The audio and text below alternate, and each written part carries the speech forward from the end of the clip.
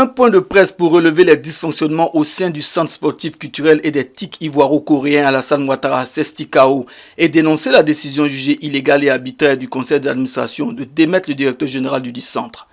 La démarche visée par ce point de presse tenu le jeudi 28 septembre 2023 par M. Angelo Cogno, directeur général du centre sportif culturel ivoiro-coréen Alassane Ouattara et ses avocats, était de porter cette situation d'injustice à l'attention du président de la République afin de rétablir le DG dans ses fonctions. Le directeur général de cette infrastructure créée pour contribuer au progrès du taekwondo a présenté la situation depuis sa nomination par décret présidentiel jusqu'à la prise de la décision de sa révocation par le conseil d'administration du CESTICAO. Je suis déjà Angelo Cogno, le directeur général du centre sportif culturel et d'éthique ivoiro-coréen qui a été nommé par décret présidentiel en juillet 2022 et je suis venu en Côte d'Ivoire en octobre 2022. Donc j'ai commencé à travailler en octobre 2022 au centre sportif culturel et d'éthique ivoiro-coréen Alassane Ouattara. Et bien, depuis mon arrivée, il y a eu vraiment beaucoup de dysfonctionnements, au niveau du centre. Et donc, j'ai vraiment pas eu la main libre pour pouvoir travailler. Et donc, déjà en octobre, quand je suis arrivé, ce n'est qu'en décembre que j'ai eu une passation de charges. Et c'est vraiment en janvier 2023 que vraiment j'ai pu avoir accès à la signature sur les comptes et tout. Et depuis lors, il y a eu beaucoup de, beaucoup d'achoppements, de points d'achoppement avec le président du conseil d'administration. Et donc, pour vraiment entrer dans le vif du sujet, le centre sportif ivoiro-coréen, c'est un centre qui est régi par une l'ordonnance qui a été prise par le chef de l'État qui porte organisation, fonctionnement, création d'un centre sportif. Et donc le directeur général est nommé après appel à candidature. Donc moi j'étais en Corée, j'ai eu une bourse d'études ici du gouvernement coréen, je suis parti en Corée. Et donc j'ai fait mes études et puis après j'ai réussi à finir mes études normalement et j'ai pu m'intégrer dans la société coréenne. Voilà, j'ai travaillé dans quelques sociétés, plusieurs sociétés et même des organisations du gouvernement coréen. Et donc c'est suite à ceci que voilà, après nous avons eu l'appel à candidature pour la direction générale du centre sportif culturel et d'éthique ivoiro-coréen. Donc nous avons soumissionné et après cet appel à candidature, il y a eu des interviews et tout. Et donc nous avons été retenus, sélectionnés comme directeur général du centre. Et donc cet appel à candidature, les résultats ou bien l'issue a été confirmé par le président de la République qui a pris un décret présidentiel de nomination du directeur général du centre ivoiro-coréen. Et donc c'est ainsi que je suis venu en Côte d'Ivoire. Et depuis lors, je m'attendais vraiment à travailler puisque les missions du centre ici, c'est vraiment de développer la coopération entre la Corée et la Côte d'Ivoire. C'est vraiment d'aider la jeunesse en leur en développant leurs capacités par des formations antiques, par des formations en culture, à des programmes d'échange culturel entre la Corée et la Côte d'Ivoire. Et donc c'est à cela que nous attelions. Et quand vraiment à chaque fois on était vraiment bloqué dans notre dans notre fonctionnement par le président du conseil d'administration. Et donc la raison pour laquelle nous vous invitons ici, c'est que vraiment il y a une décision qui a été prise à l'issue d'un conseil d'administration où je n'étais même pas informé de la tenue de ce conseil d'administration. Mais d'après ce que j'ai entendu, les retours qui me sont venus, il s'agissait de l'évaluation du directeur général du centre. L'ordre du jour, c'était l'évaluation du directeur général. Habituellement, j'assiste au conseil, aux réunions du conseil d'administration, mais à ce conseil, je n'étais pas informé et aussi je n'ai pas été convié.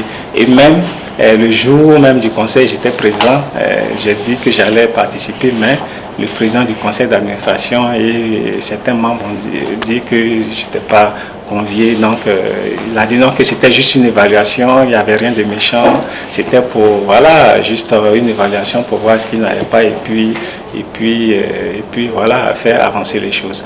Donc c'est dans ce élan que moi j'étais et j'attendais maintenant les résolutions du conseil d'administration puisque j'ai été évalué, donc je m'attends au résultat de l'évaluation pour voir s'il y a des points positifs, s'il y a des points négatifs et tout. Et je n'ai pas eu de retour et on m'a fait sortir une décision. Le PCA m'a envoyé une note pour me dire qu'il mettait fin à mon contrat, un contrat à durée déterminée, et que je devrais m'accélérer à passer les charges très rapidement au plus grand tard le vendredi 29 septembre 2023. Donc voici un peu la situation. Vraiment une situation très illégale, très arbitraire, qui ne répond à aucune procédure, parce que je n'ai même pas eu de faute lourde, je n'ai pas eu d'avertissement, rien du tout, je n'ai pas eu de demande d'explication. Et voilà une décision qui tombe vraiment, qui défie toute procédure, vraiment qui défie toute procédure. Suite à l'exposé liminaire du directeur général, les avocats Maître Roselyne Akassirikba et Maître Ursule Momboyi sont montés au créneau pour dénoncer la procédure d'évaluation de performance édictée par le contrat de travail signé par le DG et la violation des règles de procédure des contrats de travail. Un centre sportif qui a été créé régulièrement, il y a eu un appel à candidature et il y a eu des souscripteurs à cet appel dont des meilleurs, certainement, a été retenu parce qu'il y a eu concurrence de dossiers déposés, il y a eu tri de dossiers, il y a eu interrogation, audition de chacun des candidats, de sorte que c'est le meilleur qui a été retenu en la personne du directeur général qui est ici présent. Il se trouve que, selon l'ordonnance de création de ces structures, le directeur général, quand il est nommé par décret, doit faire l'objet d'une évaluation de performance à un certain moment. Mais avant ça, il doit être créé ou même pris entre le centre et le directeur général un contrat de performance. De sorte que c'est à la suite des clauses de ce contrat, des thèmes de ce contrat, que le directeur général peut être valablement et régulièrement évalué. Mais dans cette relation contractuelle entre le centre, le PCA, en l'occurrence, lui qui a pris la décision querellée, qui fait l'objet de critiques aujourd'hui, il n'a point été question de la signature de ce contrat de performance, de sorte qu'à ce jour, le contrat de performance fait défaut dans leur relation contractuelle. Donc, du coup, il y a un vide juridique sur lequel le président du conseil d'administration pouvait se fonder pour évaluer régulièrement et valablement le directeur général. Mais il se trouve que, en lieu et place de ce contrat de performance qui est recommandé par l'ordonnance de création, il a été signé un contrat de travail. Et dans ce contrat de travail, il a été aussi prévu une évaluation du directeur général prévue à l'article 4 du dit contrat. Et il se trouve que dans ce contrat, cette pirouette juridique qui a été faite par la présidence du conseil d'administration de la structure en offrant, je peux dire, une brèche piège au directeur général en l'entraînant dans sa volonté qui a été celle de faire entorse à l'ordonnance de création de la structure. Il a été prévu en l'article 4 du dit contrat que au cours de l'évaluation de performance du directeur général, des recommandations naturellement lui seront faites et il lui reviendra à lui de prendre les dispositions pour les corriger. Il n'a donc point été question qu'en cas d'évaluation, le directeur général doit être licencié. Mieux, dans les conditions prévues dans le même contrat, pour un quelconque licenciement et une rupture de contrat, il est dit que la rupture de contrat, donc la résiliation du contrat de travail, ne peut être faite qu'en cas de force majeure ou d'un commun accord ou d'une faute lourde. Pour m'en tenir juste à ça, je voudrais donc dire, ce qui suscite aujourd'hui la contestation du directeur général est que dans un premier temps, il y a eu un vice de parallélisme des formes. Un directeur général qui a été nommé par décret ne peut être démis que par un autre décret et non par une simple décision d'un conseil d'administration.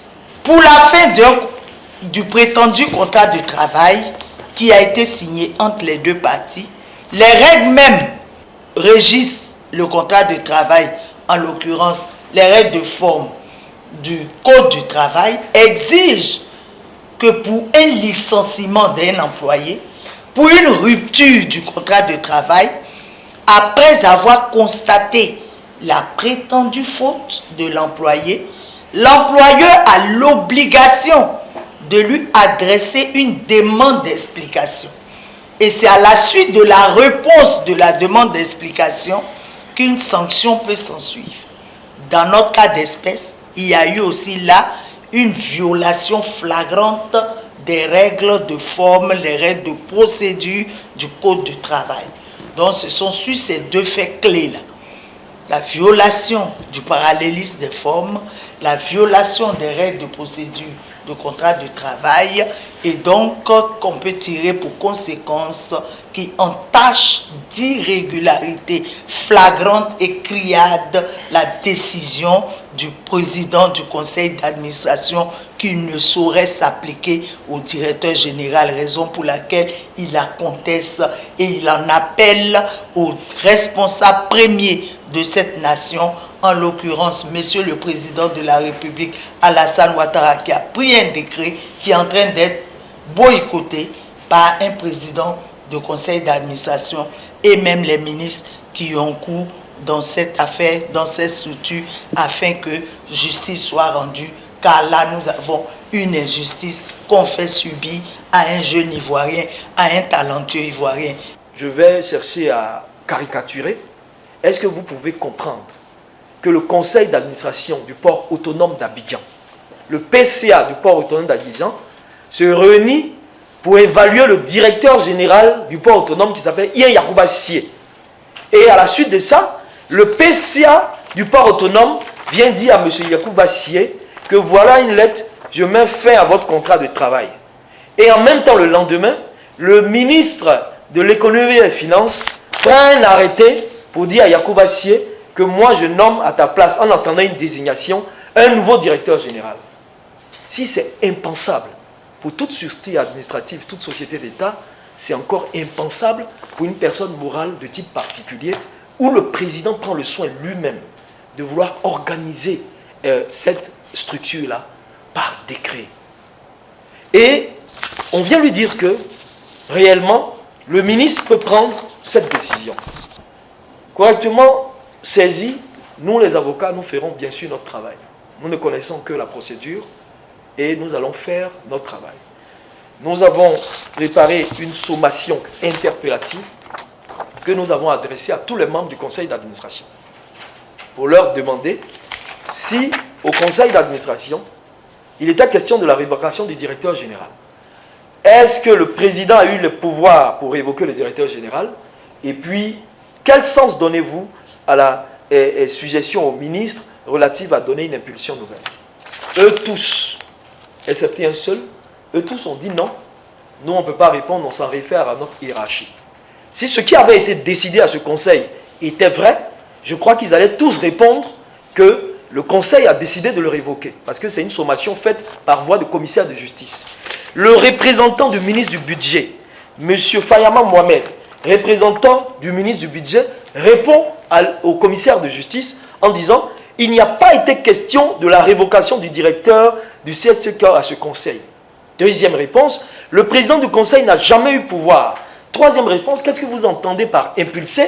Il dit, à mon sens, l'avis ayant été partagé par le conseil d'administration de mettre à la disposition du directeur général les points d'amélioration pour qu'il puisse chercher à améliorer sa gestion.